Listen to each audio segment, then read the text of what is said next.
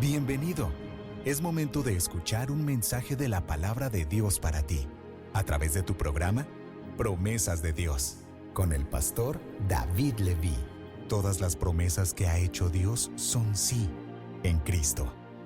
Así que por medio de Cristo, respondemos amén, para la gloria de Dios. Segunda de Corintios 1, versículo 20. Comenzamos. En la vida cristiana, estamos acostumbrados tal vez aún a ciertas normas, a ciertas prácticas, a ciertos estilos de vida que ya llevamos años siendo cristianos, o incluso cuando vamos siendo nuevos en el camino del Señor, las personas alrededor nos van indicando el camino de cómo comportarnos, qué hacer, qué no hacer. Pero a veces se nos olvida que la vida cristiana es más que solamente asistir a la iglesia, o es más que solamente asistir a los eventos, a las actividades o a los estudios. Leíamos en la palabra en Juan, y lo que el Señor Jesús nos pide a nosotros para considerarnos sus discípulos es que demos fruto. Lo que nos pide el Señor para validarnos como que realmente estamos en su camino y para que realmente somos sus hijos es que estemos permaneciendo en Él, es que estemos cerca de Él, es que estemos en Él, y a través de eso nosotros podamos dar frutos de lo que el Señor está haciendo en nuestras vidas. Amén. Y vemos, y lo primero que quiero que entendamos, normalmente este pasaje lo llegamos a ver como que habla de dos personas, ¿no? De las personas que no son cristianas y las personas que sí son cristianas. Pero el versículo o el texto o el contexto en el cual Jesús está hablando no le está hablando a personas que no sean sus discípulos. Le está hablando a sus discípulos. Está hablando, voy a dar lectura en el primer capítulo. Yo traigo la Nueva Traducción Viviente. En el primer versículo dice: yo soy la vid verdadera y mi Padre es el labrador. Él corta de mí toda rama que no produce fruto y poda las ramas que sí dan fruto para que den aún más. Dice el versículo 3: ustedes ya han sido podados y purificados por el mensaje que les di. O sea, aquí el Señor no les está hablando a otras personas que no sean sus discípulos. Él les dice: sí, existen personas que no están en mí y por eso no son parte de la vida, y por eso no están en mí, por eso mi Padre los arrancó y no están conmigo. Pero les dice el Señor: ustedes sí lo son. Ustedes ya han sido podados, ustedes están conmigo, ustedes están en relación conmigo. ¿Eso qué quiere decir? En número 1, nosotros ya somos parte de la vid. La iglesia aquí en Madero, las personas que ya llevan mucho tiempo o que apenas iniciaron en el camino, Dios está diciendo en esta mañana: tú ya no eres una persona tal vez de allá de afuera del mundo secular, tú ya eres parte de la vid, tú ya eres parte del camino, eres parte de las ovejas, eres parte de lo que el camino del camino de Jesús. Amén.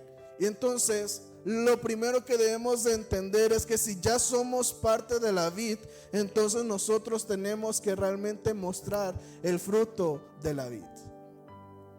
Porque si no estás dando un fruto, ya sea pequeño, mucho, grande, entonces pregúntate en esta mañana: ¿estoy siendo parte de la vid realmente?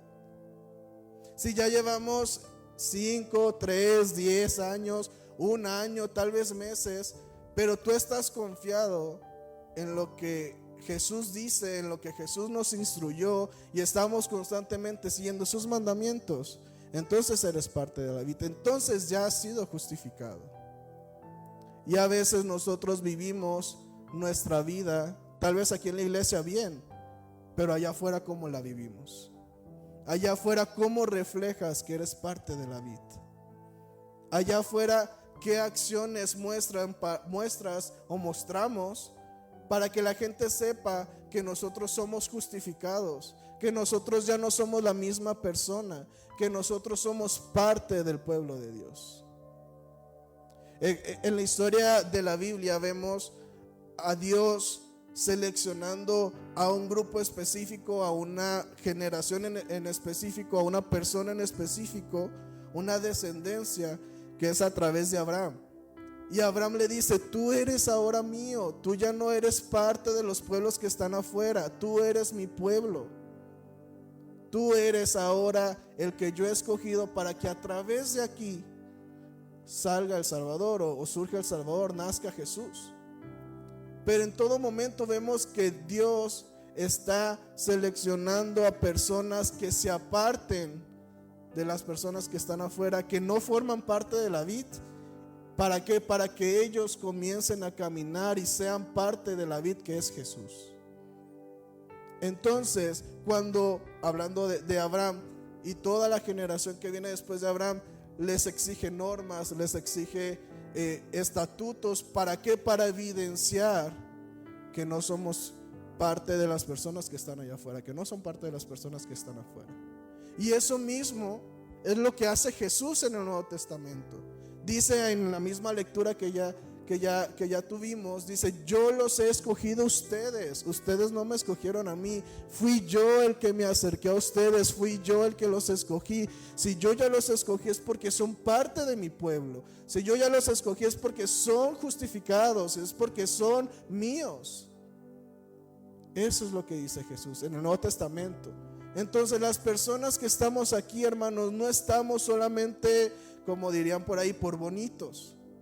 Estamos aquí porque realmente entendemos que somos parte del pueblo de Dios, que somos justificados, pero también la responsabilidad que tenemos al ser parte del pueblo de Dios es que nos identifiquen precisamente como el pueblo de Dios. Porque si no te están identificando como el pueblo de Dios, entonces hay que pensar qué fruto estamos dando. ¿Estamos dando un buen fruto? ¿Estamos por lo menos dando un fruto? Esa es la diferencia que Jesús quiere decirle a sus discípulos. Nos dice Jesús: ustedes ya fueron limpiados, ya fueron podados, ya la obra fue hecha en ustedes, ya son parte de mí. Ahora la única responsabilidad que tienen es seguir mis mandamientos y a través de eso poder dar un buen fruto, a través de lo que yo voy a hacer con ustedes. Esa es nuestra única parte, hermanos. Poder confiar, poder hacer y ser lo que Jesús ya nos dio la oportunidad de ser a través de su sacrificio. Entonces, número 1, ya somos parte de la vid, ya somos parte de ese pueblo, ya somos parte, somos escogidos. El mismo Jesús dice: yo los escogí. Ya han sido justificados, ya han sido perdonados, ya son restaurados, ya ahora son parte de mi pueblo.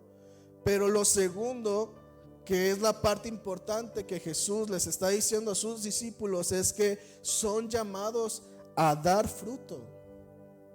Eso es a lo que sí hemos sido llamados, a dar fruto. Claro, especifica después en los evangelios, en el Nuevo Testamento, todo lo que debemos de hacer, pero Jesús se los deja simple: necesito que ustedes den fruto de que son realmente mis discípulos, porque así es como los van a identificar, porque así es como van a saber que ustedes son míos. Entonces, número 2, nosotros somos llamados a dar fruto, pero el fruto es complicado.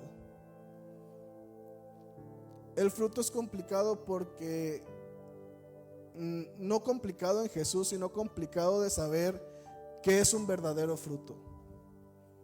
Es complicado a veces entender que lo que estamos haciendo no es bueno, o si es bueno, o a veces lo hacemos con intenciones muy buenas, pero que no dan un buen fruto. Todos sabemos que existen las uvas normales y que tienen su semilla y todo, y existen uvas que no tienen semilla, ¿sí? Hoy pasa lo mismo con los limones. Hay limones que son normales, que tienen su semilla, y hay limones que no tienen semilla, y a veces hasta uno prefiere las cosas sin semilla. Compramos las uvas sin semilla, tal vez porque sí, saben igual y todo, pero la única incomodidad es que las otras tienen semilla y estas no. O en el limón, cuando lo echamos en algún platillo, pues la único inconveniente es que tienen semilla. ¿Por qué lo menciono? Porque lo verdadero, lo real, lo natural, lo hecho por Dios, son las frutas con semilla. Ya lo demás, sí, el hombre injertó, hizo esto, hizo lo otro, para que surgieran estas nuevas especies, por así decirlo, de frutas sin semilla. Y es que así pasa en el cristianismo. Habemos personas que estamos en el camino junto con nuestros hermanos, y a veces es difícil identificar qué es un buen fruto, porque por fuera podemos ver al hermano trae buen fruto, está haciendo esta obra, está haciendo lo otro, está predicando, está evangelizando. También el otro hermano está haciendo, todo lo podemos hacer igualito. Podríamos estar dos cristianos enfrente y poder decir que tenemos las mismas actividades, las mismas acciones, los mismos servicios, pero la diferencia es lo que hay en el interior. La diferencia es que un fruto va a poder dar más fruto porque tiene más semillas para poder plantar y dar más fruto, pero va a haber frutos que son infructuosos, frutos que aparentemente son buenos, pero en el resultado final ya no son fructíferos. ¿Y por qué hablo de esto? Porque al final, como les mencionaba, Jesús no se está dirigiendo a personas que no son salvas, se está dirigiendo a sus discípulos. Se está dirigiendo a personas que ya han estado con Él, que saben de Él, que han estado incluso predicando, los mandó a predicar, los mandó a hacer, ellos mismos hicieron milagros. Pero Jesús les dice: no es suficiente. Que tu actividad, perdón por mencionar a los hermanos que tocan, pero es el ejemplo que siempre se me ocurre. Pero por estar en la alabanza, estar cantando, tocando, no es suficiente.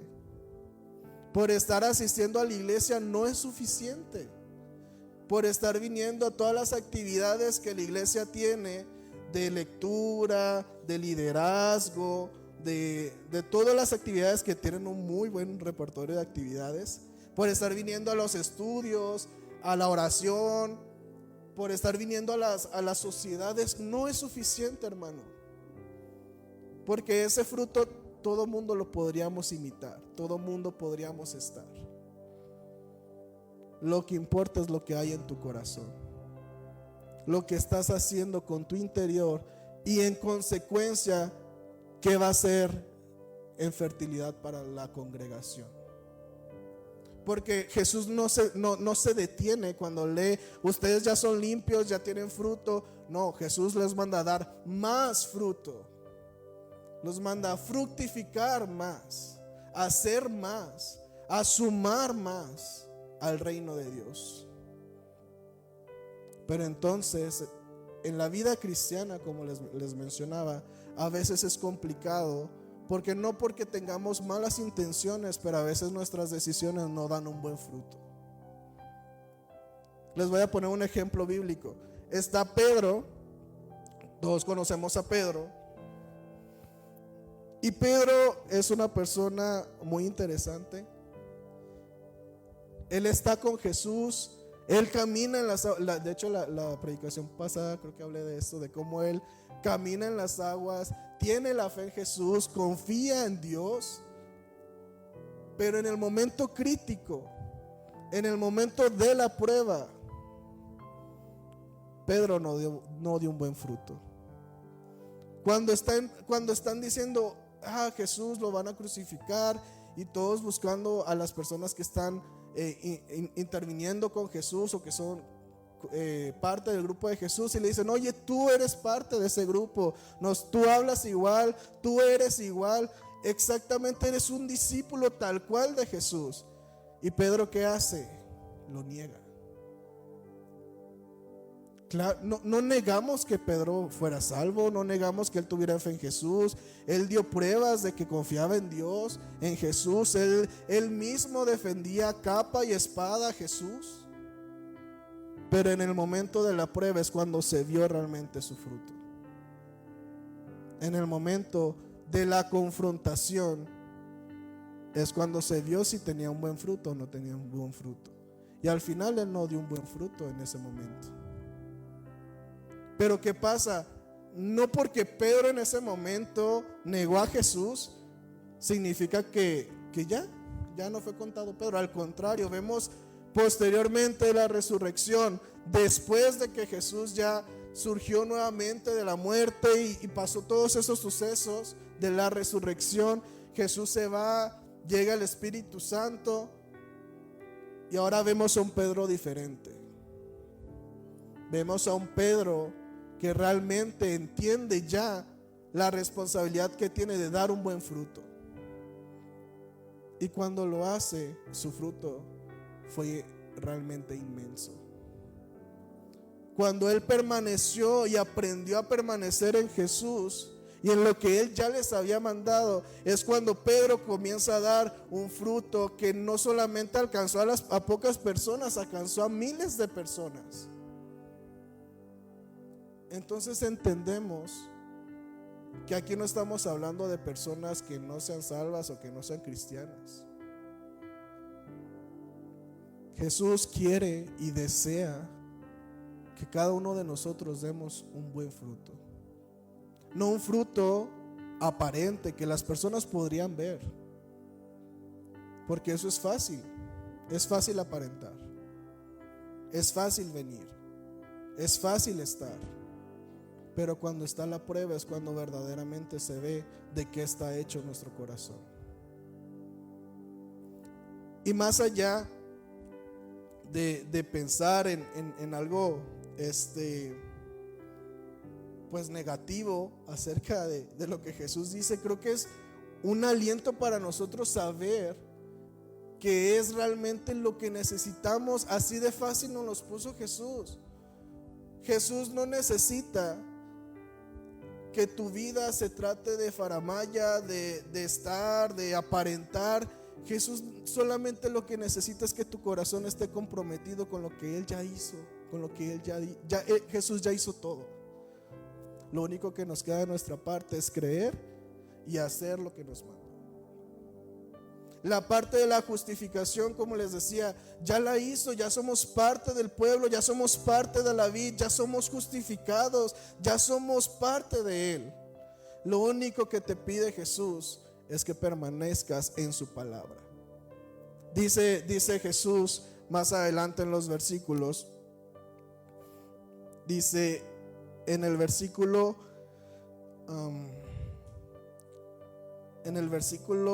5: yo soy la vid, ustedes son las ramas. Los que permanecen en mí y yo en ellos producirán mucho fruto.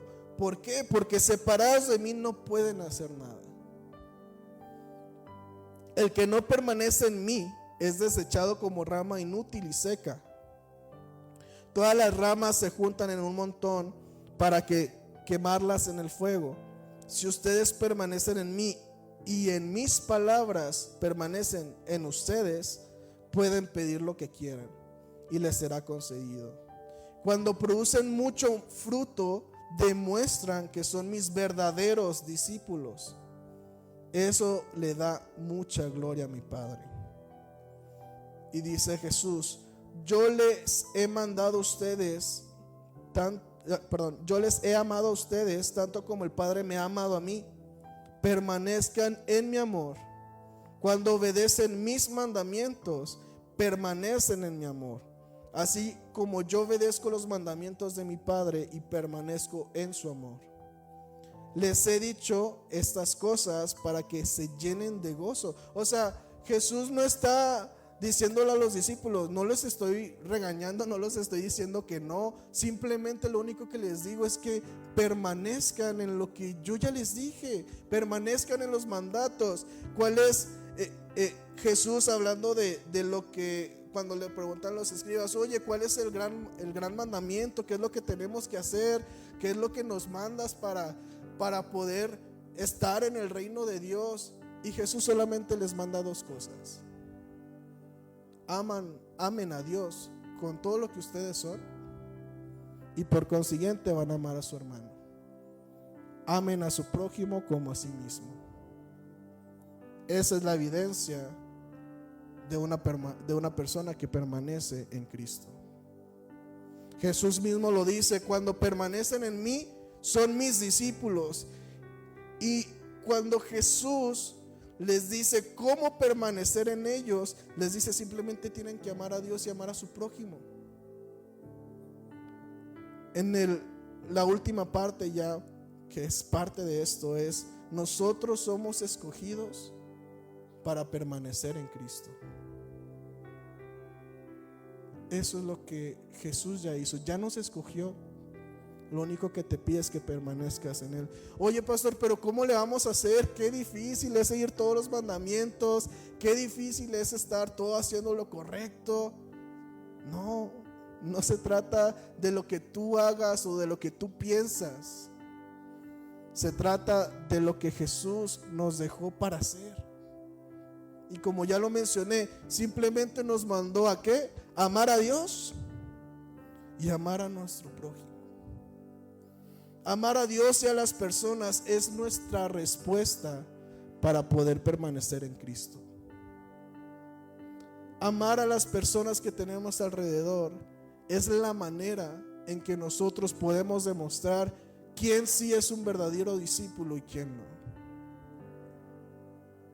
Cuando nosotros amamos independientemente filosofías del mundo, porque ahorita allá afuera, ¿qué nos dicen? No, tienes que amarte a ti primero. No, tienes que tú primero, tú vas a ser la prioridad, y las personas, pues si no les agrada, pues que se aguanten. ¿Qué nos dicen afuera? No, es que primero debes de pensar en ti, en tu familia, en lo que tú te sientas a gusto. Si no te sientes a gusto, entonces no, pues no lo hagas, no hagas esto, no vayas allá, no hagas aquello. El evangelio se trata de no ser egoístas. A diferencia que el mundo nos enseña que debemos de amarnos a nosotros, Jesús nos enseña que debemos de amar a nuestro prójimo. Cuando el mundo nos enseña en que debemos de permanecer y hacer lo que nosotros querramos, Jesús nos enseña que debemos de despojarnos, y tal vez incluso de nuestra ropa, nuestras casas, nuestras posesiones, nuestros propios sentimientos, para no dañar a las personas. Cuando el mundo te enseña en que debes de permanecer firme ante tus decisiones, tus convicciones, que no importa lo que las demás personas digan, Jesús nos dice: permanezcan firmes en mí y amando a las personas que tienen alrededor.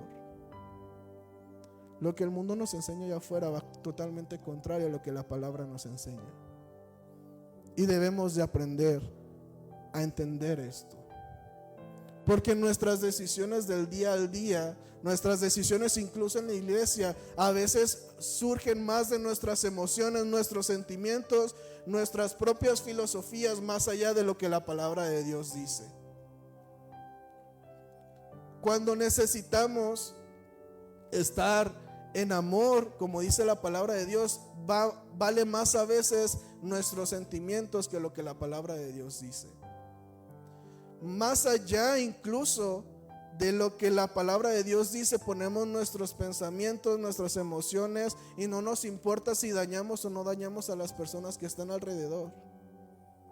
Pero la palabra de Dios dice que no debes de guardar rencor, soltar y amar, perdonar. Y qué difícil a veces es eso, ¿no? Tengo más de... Bueno, para los que no sepan, mi familia es cristiana desde siempre. Mis padres son pastores, de hecho.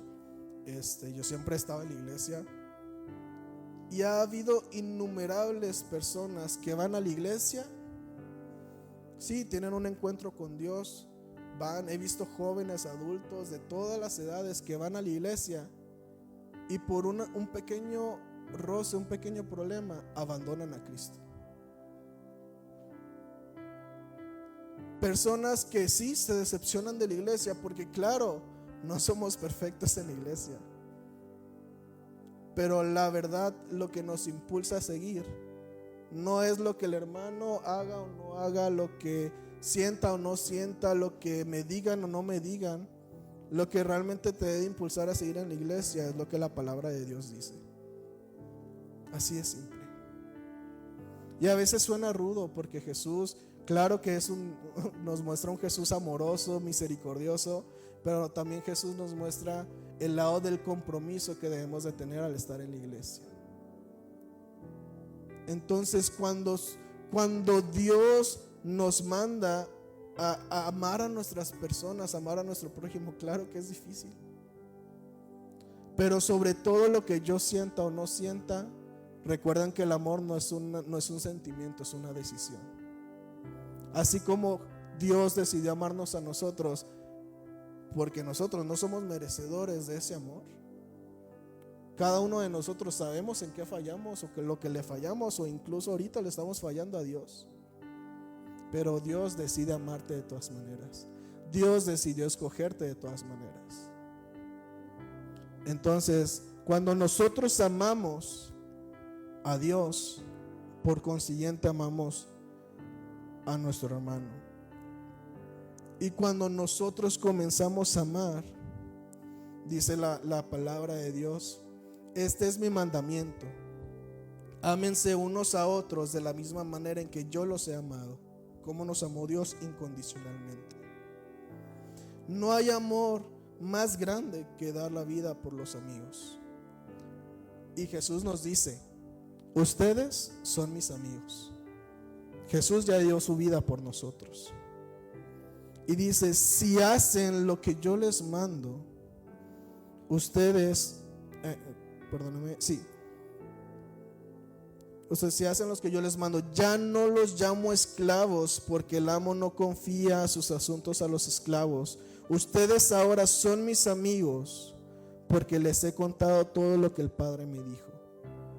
Y termina Jesús: ustedes no me eligieron a mí, yo los elegí a ustedes. Les encargué que vayan y produzcan frutos duraderos. No frutos del momento, no frutos momentáneos, no frutos aparentes, no frutos infructuosos, frutos verdaderos y duraderos en Él. Así el Padre les dará todo lo que pidan en mi nombre. Y termina en el versículo 17. Dice la palabra: este es mi mandato, ámense los unos a los otros. Amar a Dios, como les decía, y amar a las personas que están alrededor nuestro es nuestra respuesta de permanecer. Si nosotros ya somos parte de la vid, si nosotros ya somos llamados a dar fruto, y si nosotros ya hemos sido escogidos para permanecer, lo único que nos toca es amar a Dios y amar a las personas que están alrededor nuestro. Eso es lo que se resume la ley. Lo dijo el mismo Jesús. Si amas a tu hermano, ves por tu hermano. Si amas a Dios, estás en Dios, tienes intimidad con Dios, tienes relación con Dios, tienes una vida de intimidad y conexión con Dios. Y por consiguiente vas a amar a las personas que están a tu lado. Así de simple podríamos nosotros estar constantes en el camino del Señor. Confiar en Dios es nuestra evidencia de permanecer en Él. Porque claro que en este mundo, como decía el hermano Rafa, pues todavía estamos en un momento donde no viene el Señor, donde es imperfecto este mundo, donde van a surgir circunstancias, temporadas en nuestra vida, va a haber personas o acciones o circunstancias que nos van a afectar, claro que sí. pero Dios nos manda a permanecer en Él, a dar fruto en Él. Entonces, claro que va a ser difícil estar aquí, pero Dios nos dice: simplemente ámense los unos a los otros, simplemente amen a Dios como amen al Padre como yo lo amo. Es lo que nos manda Jesús. Entonces, en esta mañana, hermanos, quedémonos con esto. Cada uno de los que estamos aquí ya somos parte del pueblo de Dios. Ya han aceptado, ya han estado, ya llevan tiempo en la iglesia. Y lo que nos manda Dios es dar ese fruto de la evidencia de que nosotros somos parte del pueblo. Y la fórmula o la respuesta para poder dar ese fruto es amar a Dios y amar a las personas. Cuando hagamos esto, y si ya lo estás haciendo, felicidades, porque no es fácil. O sea, no es fácil el constante. Pero si no lo hemos estado haciendo, hoy es momento de pedir perdón a Dios. Y es momento de reflexionar con Dios y decirle: ¿sabes qué, Dios? Tal vez yo no he dado un buen fruto, tal vez sí he dado un fruto aparente, un fruto infructuoso que no bendice a las demás personas. Pero hoy estoy aquí delante de ti para pedirte perdón y que comiences a trabajar en mi vida para dar un buen fruto, porque es la manera en que podemos glorificar al Padre. Y ahí donde estás, cierra tus ojos y dile: Señor, estoy delante de ti, estoy delante de tu presencia. Y tal vez no hemos sido perfectos, Dios, porque sabemos que no somos perfectos, que tú eres el único Dios perfecto. Pero creemos en que tú estás haciendo la obra, Dios, en nuestras vidas, que estás haciendo la obra en nuestros corazones, Dios. Y te pedimos perdón, Dios, si te hemos fallado, si hemos fallado en amarte, en comprometernos, en poner tu palabra primero. Perdónanos si hemos realmente dejado de amar a nuestro prójimo, si hemos, Señor, alejado a nuestro prójimo, si hemos tal vez dañado a nuestro prójimo. Dios, hoy te pedimos perdón.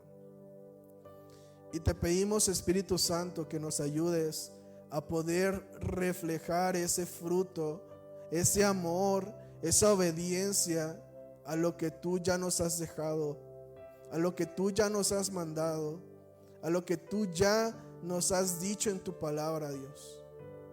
Ayúdanos, Espíritu Santo, a poder hacer, y no solamente hacer, sino ser tus discípulos. Desde lo más profundo de nuestro corazón, que se refleje esa luz de tu salvación, de tu justificación, de tu amor, de tu gracia. Enséñanos, Dios, a poder ser constantes en tu camino, Señor, y poder ser maduros para poder amar y reflejar ese amor, no solamente en palabras, sino también en acción a nuestro prójimo, Dios. Ayúdanos a permanecer en ti. Dejamos, Señor, nuestra vida en tus manos, Dios, la vida de cada uno de los que estamos aquí, de la iglesia de Madero, Dios, para poder ser esa iglesia que refleje ese fruto y esa permanencia en ti, Dios. Te lo pedimos en el nombre de Jesús. Amén.